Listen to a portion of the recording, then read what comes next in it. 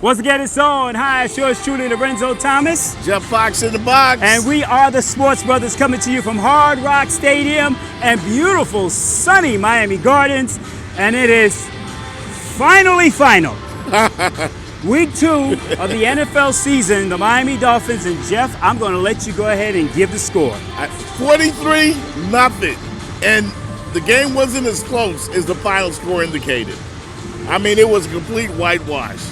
Bill Belichick, the last time he and the New England Patriots were here, Lorenzo, you remember the miracle finish. Yes. And that hurt the Patriots, apparently. Yes. And Belichick wanted some revenge. Oh, is that what it was? You think he wanted revenge? They were throwing the football, Lorenzo, up 37-0. They're throwing football late in the fourth quarter. It was a complete whitewash. You know, Antonio Brown was the story coming into this game. Along with Mika Fitzpatrick now. Yes, and Mika Fitzpatrick. Yes. But they quickly became an afterthought because, again, the Dolphins' offense was totally inept. They had less than 100 yards late into the fourth quarter. I do believe they finished with like 118 yards. Right. But they were totally ineffective, Lorenzo. Well, and it was an embarrassing. And what we heard last week, a lot of the players were basically blaming it on the coaches for the 49-0 or 49-10 loss, or 59-10 loss to the Baltimore Ravens in the home opener.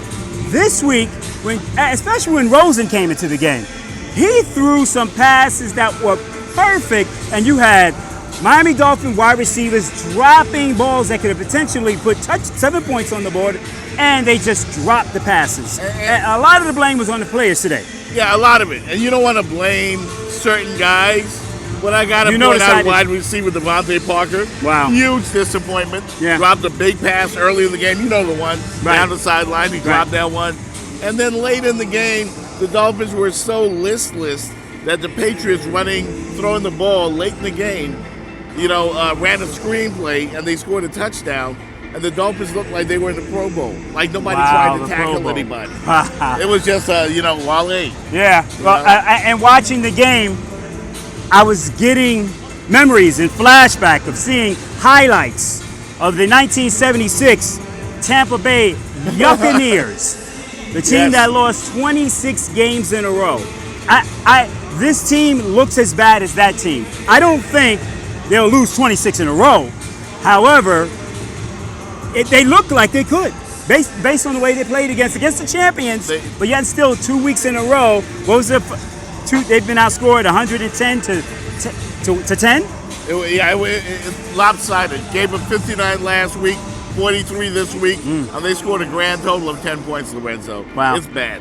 Well, and the thing that's so unfortunate is that these games took place at home. And next week they have to travel to Dallas. And it's going to be interesting because the Dallas Cowboys have been playing some excellent football. Will the Dolphins be able to score against the Dallas Cowboys? Well, if you want to tank people, this is how you tank. Tua did look good. This is how you tank. This is how you tank. And that's what they've been doing. They're sticking up the joint, but that's what you got to do if you want to get a top pick. Well, I'm going to look at some players that actually did play well. Mika Fitzpatrick actually played well. He was playing safety most of the game. And don't even throw the ball to Xavier Howard's direction. Don't even throw it over there. Those two players actually played very well today. Played well, and the quarterback struggled all day, getting sacked by the Patriots. Couldn't run, couldn't throw. I mean, it was really, really sad to watch. Well, but I get it. But here's the one thing that concerns me, Lorenzo. Concerns you? Yes. One thing? Okay.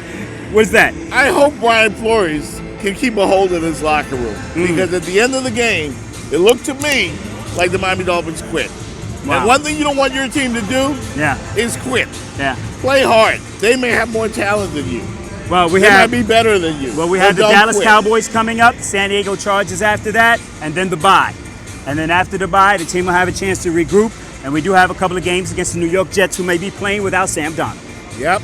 And that's something to look forward to. Captain, the ship be sinking. Wow. Well, once again, it's final here from Hard Rock Stadium, the New England Patriots Super Bowl champions, and based on the way they look today, you might as well go ahead and put them in the Super Bowl 54, which will be here at Hard Rock Stadium.